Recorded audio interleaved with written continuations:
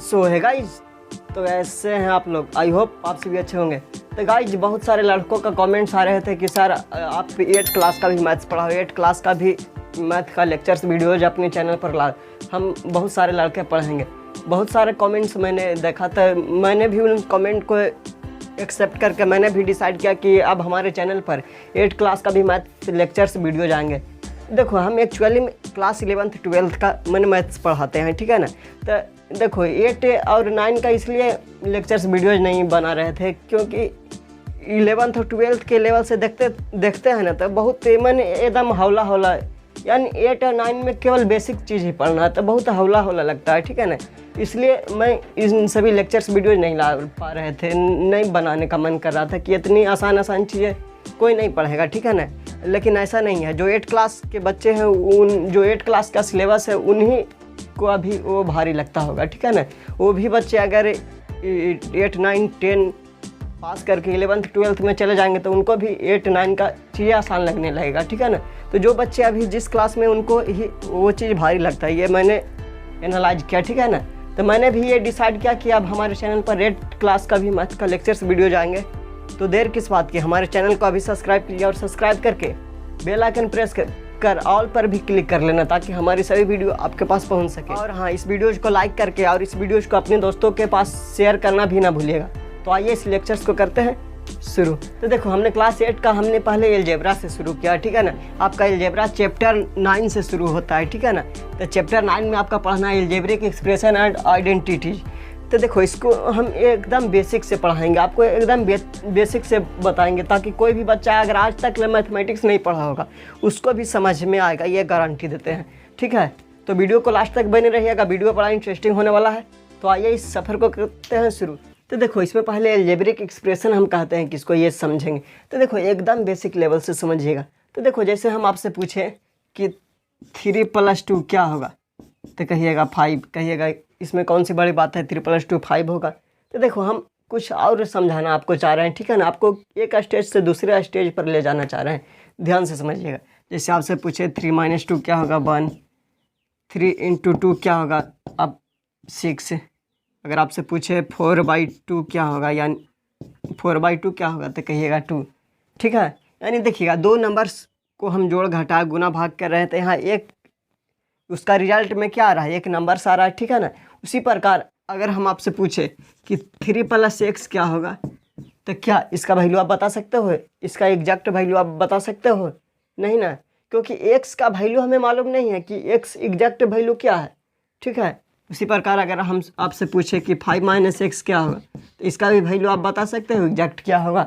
उसी प्रकार अगर पूछे 5 × x क्या होगा, इसका वैल्यू बता सकते हो? नहीं ना। उसी प्रकार पूछे 5/x इसका वैल्यू क्या होगा, तो क्या इन सभी का एग्जैक्ट वैल्यू आप बता सकते हो अभी? क्योंकि यहाँ पर x जो है वो वेरिएबल है, यानी x का वैल्यू हमें मालूम नहीं है कि x का एग्जैक्ट वैल्यू क्या है। तो इन सभी का वैल्यू यहाँ पर एग्जैक्ट वैल्यू नहीं ना बता सकते हैं। तो देखिए तो देखिएगा इन्हीं सभी को हम एल्जेब्रिक एक्सप्रेशन बोलते हैं, ठीक है ना। एल्जेब्रिक एक्सप्रेशन बोलते हैं।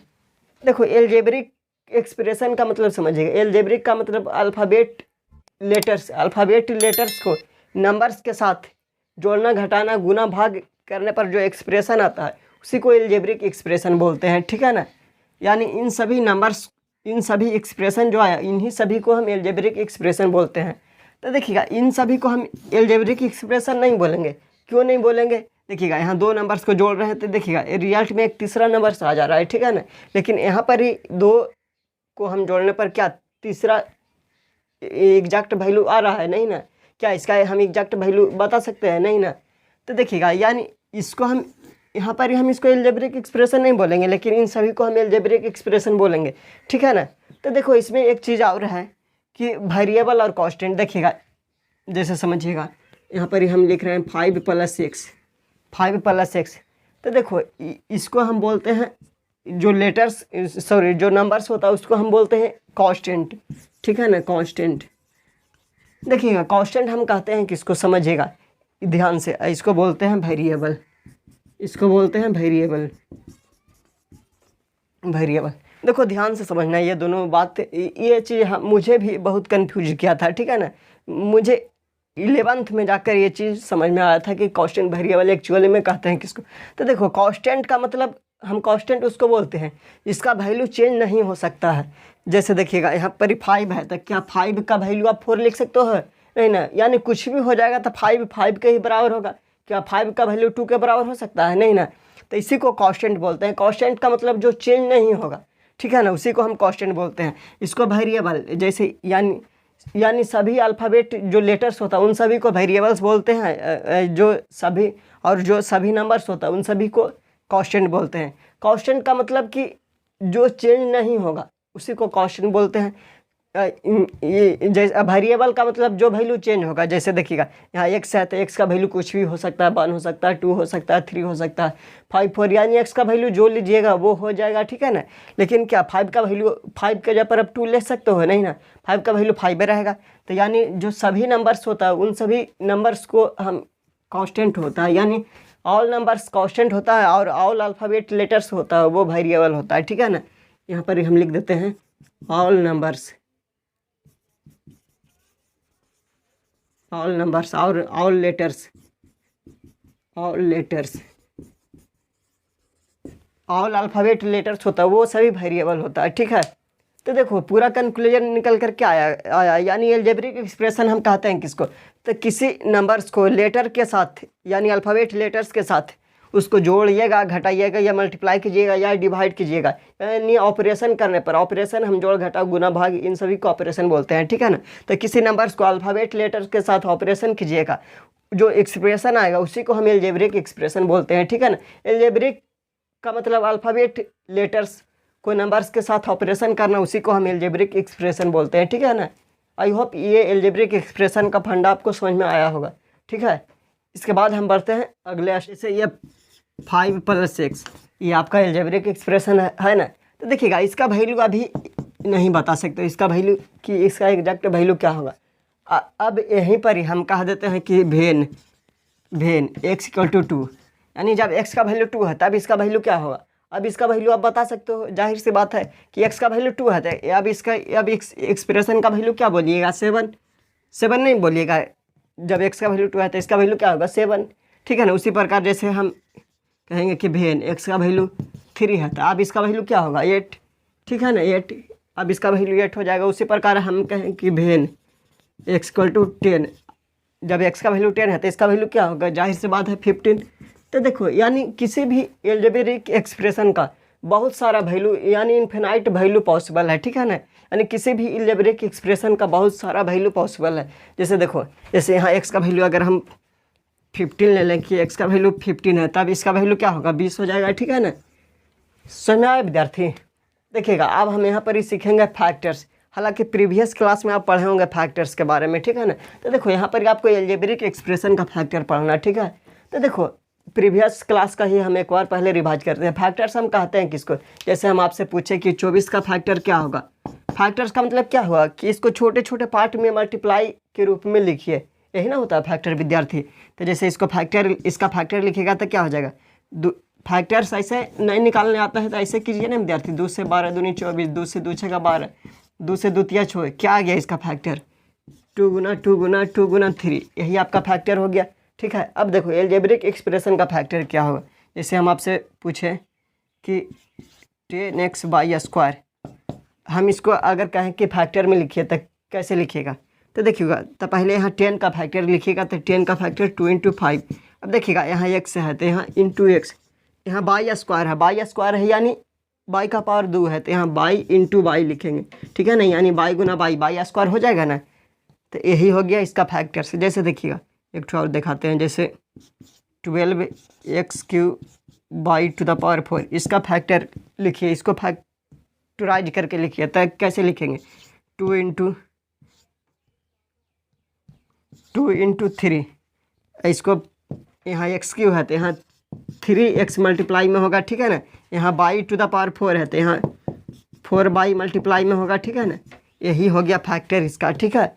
अब देखिएगा फैक्टर्स में, अब देखो यहाँ पर ही नंबर्स है और यहाँ पर ही लेटर्स है, तो इन दोनों का अलग अलग नाम दिया गया है, ठीक है ना। देखिएगा यहाँ से यहाँ तक ये नंबर्स है, ये सभी लेटर्स है। तो अलजेब्रिक एक्सप्रेशन में फैक्टर्स में नंबर्स को अलग, यानी नंबर्स को अलग नाम दिया गया है और इस लेटर्स को अलग नाम दिया गया है, ठीक है ना। इन सभी जो नंबर्स है, यानी इन सभी जो डिजिट है, इन सभी को हम बोलते हैं न्यूमरल फैक्टर, न्यूमरल फैक्टर्स। इन सभी जो लेटर्स है, इन सभी लेटर्स को हम बोलते हैं literal factors, literal factors, factors. यानी देखो किसी भी एल्जेब्रिक एक्सप्रेशन के फैक्टर्स में दो चीज़ें होता है, एक न्यूमरल फैक्टर्स, एक लिटरल फैक्टर्स। यानी जो नंबर्स होता है उसको हम न्यूमरल फैक्टर्स बोलते हैं, जो लेटर्स होता है उसको लिटरल फैक्टर्स बोलते हैं, ठीक है। आई होप ये समझ में आया होगा। इसके बाद कॉफिशिएंट सीखेंगे, कॉफिशिएंट पढ़ेंगे कि हम कॉफिशिएंट कहते हैं किसको, किसी भी एल्जेब्रिक एक्सप्रेशन का कॉफिशिएंट होता क्या है।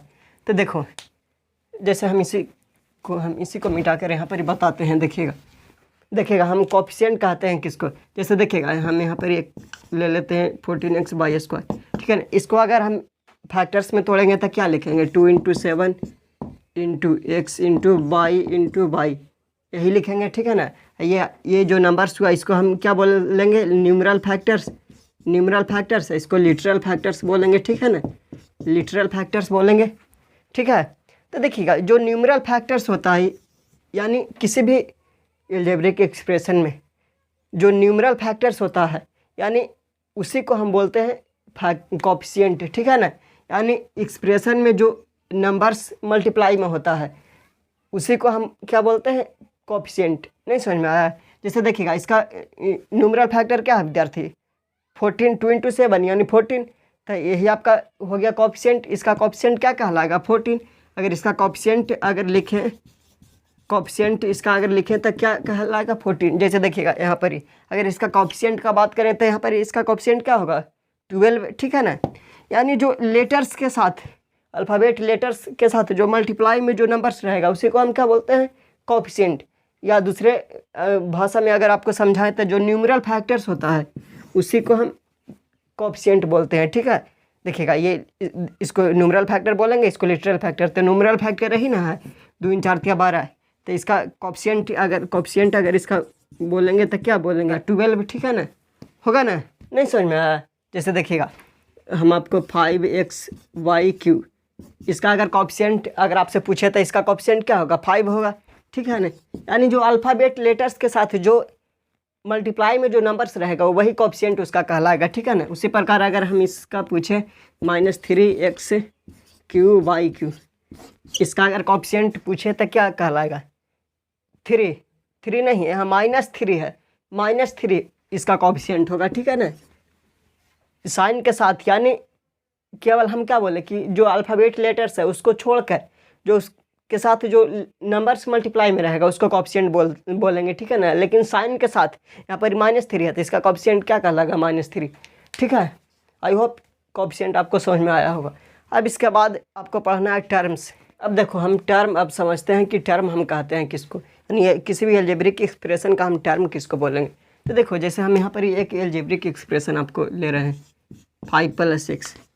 अब हम आपसे पूछें कि इसमें कितना टर्म है, तो देखो एल्जेब्रिक एक्सप्रेशन में जोड़ घटाव रहने पर वो टर्म अलग अलग हो जाता है, ठीक है ना। जैसे देखिएगा इस एल्जेब्रिक एक्सप्रेशन में अगर आपसे पूछे तो कितना टर्म है, ये 2 टर्म है, एक टर्म ये है, एक टर्म ये है, ठीक है।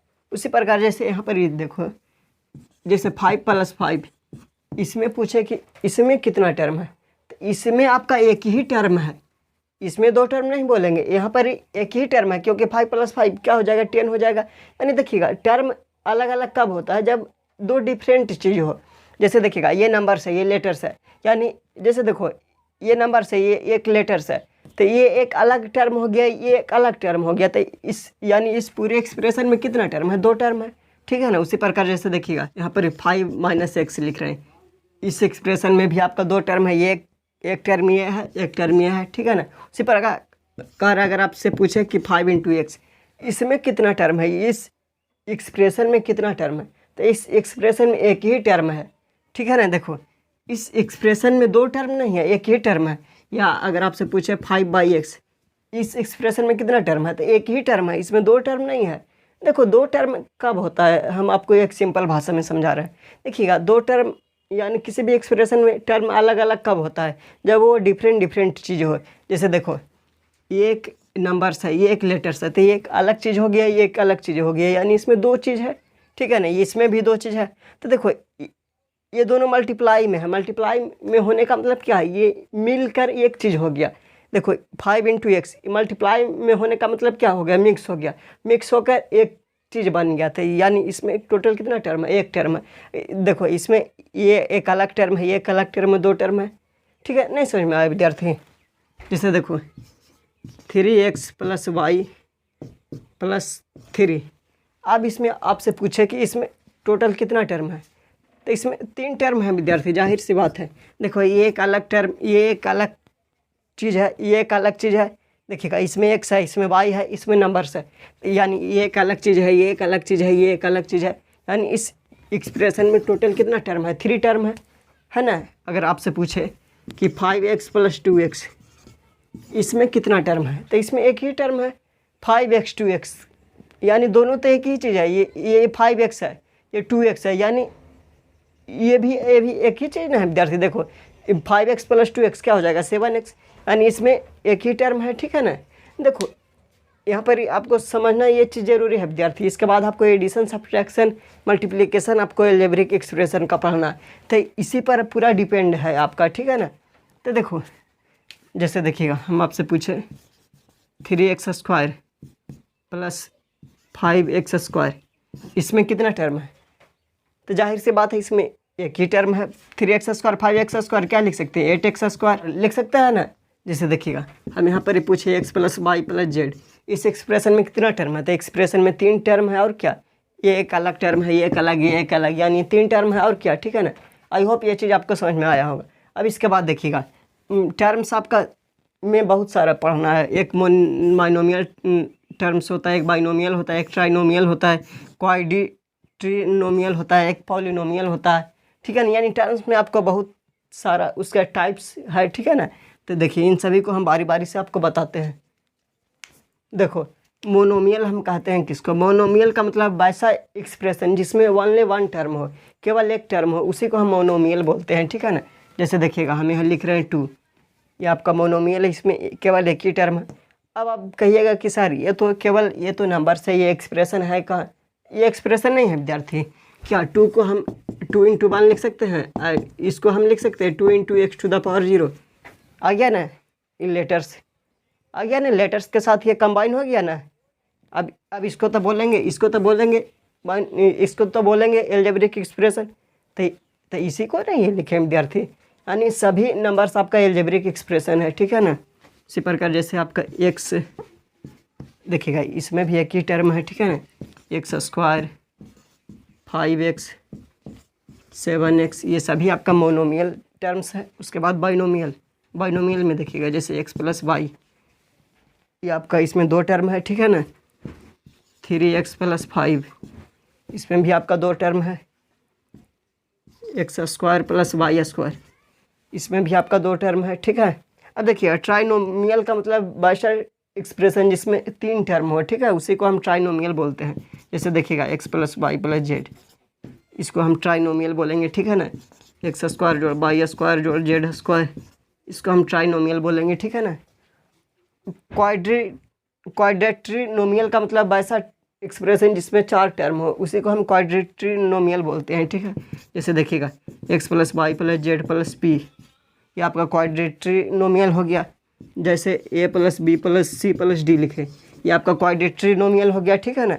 अब पॉलिनोमियल का मतलब इन सभी का जनरल फॉर्म होता है, उसी को पॉलिनोमियल बोलते हैं। पॉलिनोमियल का फॉर्म ये होता है, यानी देखिएगा मोनोमियल, बाइनोमियल, ट्राइनोमियल, क्वाड्रिनोमियल, इन सभी को हम पॉलिनोमियल बोलेंगे, ठीक है ना। पॉलिनोमियल में सभी आपका अलजेब्रिक एक्सप्रेशन ही आ गया, ठीक है, यानी सभी अलजेब्रिक एक्सप्रेशन को पॉलिनोमियल बोलते हैं। पॉलिनोमियल का जनरल फॉर्म आपका ये होता है 0x⁴n + f1x⁴n - 1 + 8 2x⁴n - 2 + ... an x⁴0, ये पॉलिनोमियल का आपका जनरल फॉर्म होता है, ठीक है ना।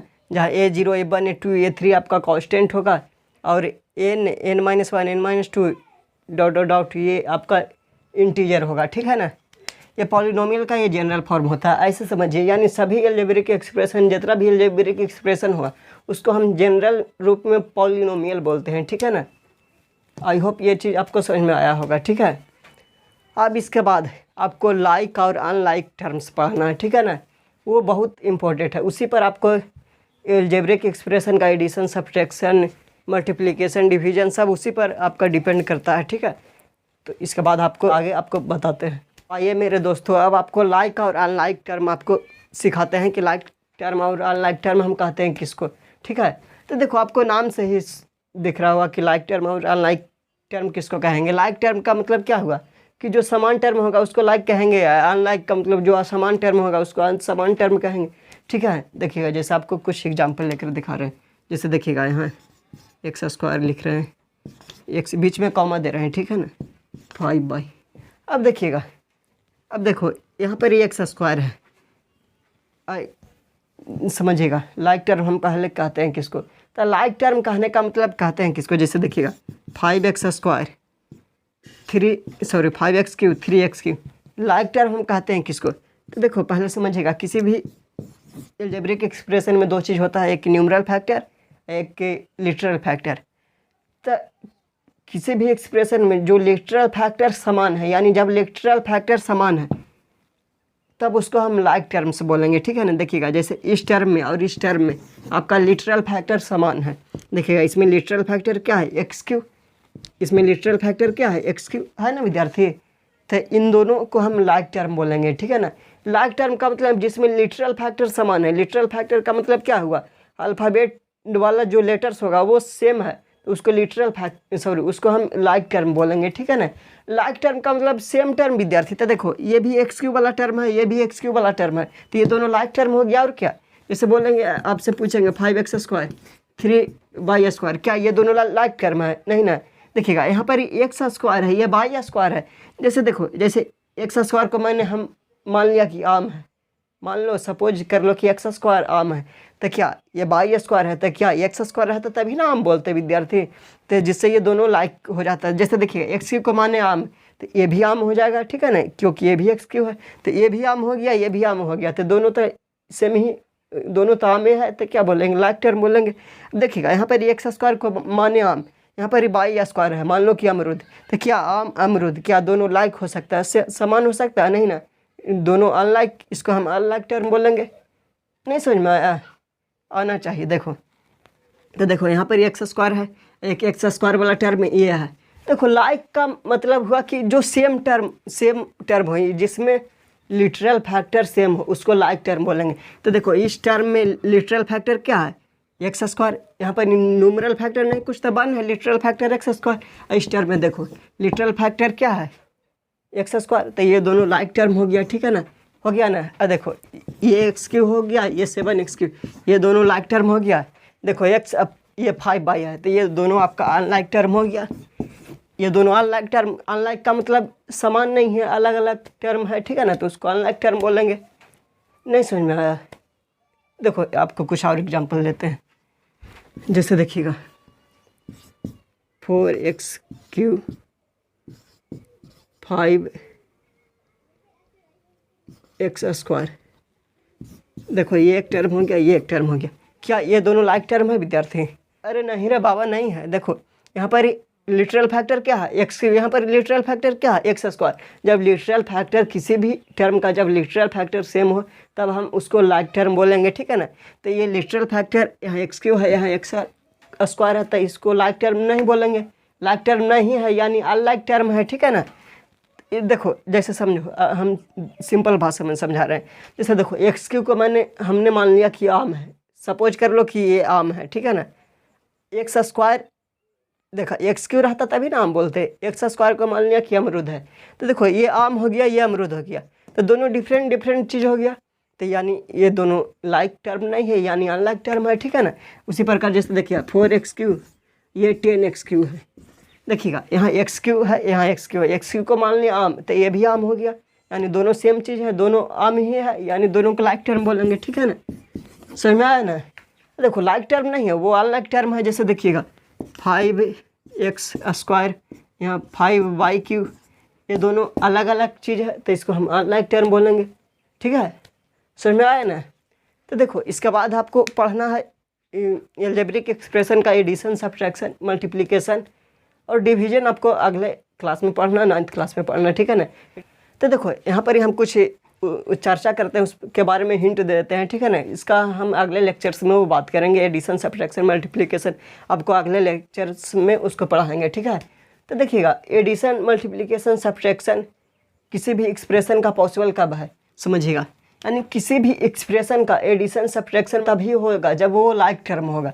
जैसे देखिएगा 5x² + 3x³ + 5x³ तो देखो एडिशन सब्ट्रैक्शन कभी तभी संभव है, यानी किसी भी अलजेब्रिक एक्सप्रेशन में टर्म का एडिशन सब्ट्रैक्शन तभी पॉसिबल है जब वो लाइक टर्म होगा। लाइक टर्म का मतलब क्या होगा, ऐसे भी समझो ना विद्यार्थी कि आम आम के साथ ही जोड़ सकते हैं, क्या आम अमरूद के साथ जोड़ सकते हैं, नहीं ना। जैसे देखो ये आपका अलजेब्रिक एक्सप्रेशन है, इसको हमको एडिशन करना, ऐड करना। ठीक है ना। तो देखिएगा यहाँ पर ये x³ है, यहाँ पर x³ है, तो x³ को हमने मान लिया कि आम, तो x³ को आम, तो ये भी आम हो गया। तो देखिएगा 3 आम 5 आम क्या हो गया, 8 आम हो गया। ठीक है ना। तो ये जुट कर ये 8 आम हो गया। ठीक है ना। 8 आम का मतलब 8x³। ठीक है ना। यहाँ पर ही 5x² है, तो क्या x² को हम x³ के साथ जोड़ सकते हैं, नहीं जोड़ सकते हैं, क्योंकि देखो x² को मान लिया हमें अमरूद मान लिया, x² को मान लिया कि अमरूद है, x³ मान लिया कि आम है, तो क्या आम अमरूद, ये 5 अमरूद, ये 8 आम, क्या 13 आम या अमरूद बोल सकते हैं, नहीं ना। ये 5 अमरूद है, ये 8 आम है, जोड़ नहीं सकते हैं क्योंकि ये दोनों अलग अलग ऑब्जेक्ट है। ठीक है ना। तो इसका वैल्यू इतना ही तक रह जाएगा। ठीक है। तो इसी प्रकार एडिशन, सब्ट्रैक्शन और मल्टीप्लिकेशन आप किसी भी के साथ मल्टीप्लिकेशन कर सकते हो। मल्टीप्लिकेशन में लाइक अनलाइक उसमें नहीं फ़र्क पड़ता है, उसमें आप किसी के साथ भी मल्टीप्लाई कर सकते हो। जैसे देखिएगा 5x × 8x³, यहाँ पर ही आप 40, यहाँ x × x⁴। ठीक है ना। मल्टीप्लिकेशन का मतलब क्या हुआ, देखो मल्टीप्लिकेशन का मतलब इसको अगर सिंपल भाषा में समझाए तो देखो यहाँ 5 इसको x को मान लिया आम, ठीक है ना, x को मान लिया अमरूद। ठीक है ना। यानी ये आम है, ये अमरूद है। ठीक है। यहाँ पर ही काट कर, ये मल्टीप्लिकेशन का मतलब काट कर उसको मिक्स कर देंगे, काट कर उसको मिक्स करने का मतलब वो मिल जाएगा, मिलकर एक चीज़ हो जाएगा। ठीक है ना। जैसे आम को काट कर अमरूद को काट कर दोनों को मिक्स करके मिला दिए तो वो एक चीज़ हो गया। ठीक है ना। यानी मल्टीप्लिकेशन में आप अनलाइक और लाइक वहाँ पर ही नहीं देखा जाता है, वहाँ पर ही सभी के साथ मल्टीप्लाई आप कर सकते हो। 5x × 8x³ क्या हो जाएगा, 40x⁴। जैसे देखिएगा 3x² × 5x³। ठीक है ना। ये क्या हो जाएगा 15x⁵। ठीक है। तो देखो इसका हम डिटेल से अगले लेक्चर्स में चर्चा करेंगे। ठीक है। आई होप ये वीडियो आपको पसंद आया होगा। पसंद आया तो क्या करना है, सबसे पहले इस वीडियो को लाइक करना है, और हमारे चैनल को अभी तक ले सब्सक्राइब नहीं किया तो सब्सक्राइब करके बेल आइकन जरूर प्रेस कर लेना, और इस वीडियो को अपने दोस्तों के पास ज़्यादा से ज़्यादा शेयर करें। देखो आप लोग को कहने पर मैं ये सारी चीज़ें लाता हूँ, तो आप मेरा भी कहना थोड़ा सा मानिए। ठीक है। आप इस वीडियो को लाइक कीजिए, इस चैनल को सब्सक्राइब कीजिए और शेयर भी कीजिए। ठीक है। तो फिर मिलते हैं अगले वीडियो में, तब तक के लिए ओके, बाय बाय।